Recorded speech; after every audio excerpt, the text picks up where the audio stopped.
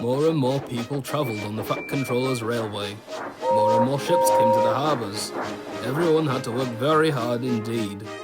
No one can say, grumbled Henry, that we're afraid of hard work, but we drove a line of goods trains, finished Gordon. Dirty trucks, dirty sidings, ugh, put in James. Silence, ordered a well-known voice. Let me tell you that an engine for goods work will arrive from Scotland tomorrow. The news was received with acclamation. The next day there was some confusing news. The Fat Controller stared. Did you say 2 engines, Inspector? Yes, sir. Then send the other one back at once. Certainly, sir. But which? The 2 engines are exactly alike, sir, and have no numbers. They say they lost them on the way. The Fat Controller seized his hat. We'll soon settle that nonsense, he said grimly. The 2 engines greeted him cheerfully. I hear you've lost your numbers, he said. How did that happen? They maunay slyly slip it off, sir. You ken who it is. The engines spoke in chorus. What are your names then, he asked. Donald and Dougie, sir. Good, he said. Then your controller can tell me which of you is which. He doesn't ken our names, sir. How could he? We only gained ourselves names when we lost our numbers.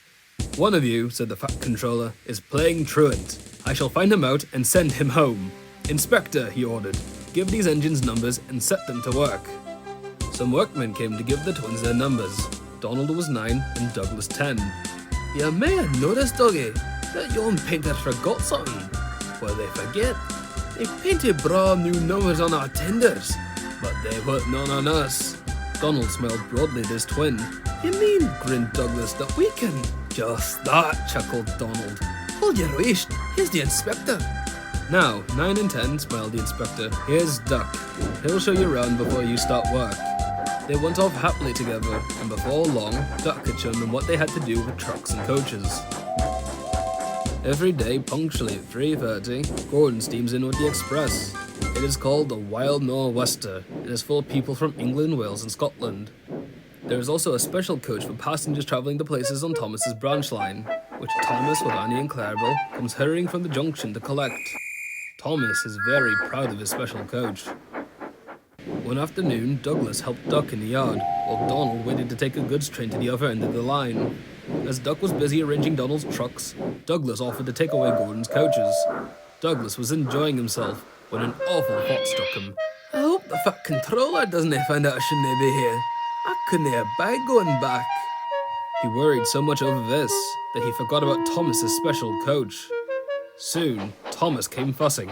Where's my coach? Coach? Asked Donald. What coach? My special coach that Gordon brings for me. It's gone. I must find it. He bustled away.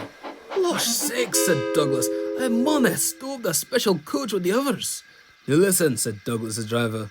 We'll change tenders, then away ye, Donald, and take your own goods. Dinna fash about us. Quick now, do as I say.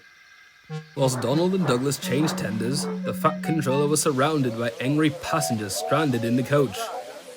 They all looked across to Douglas.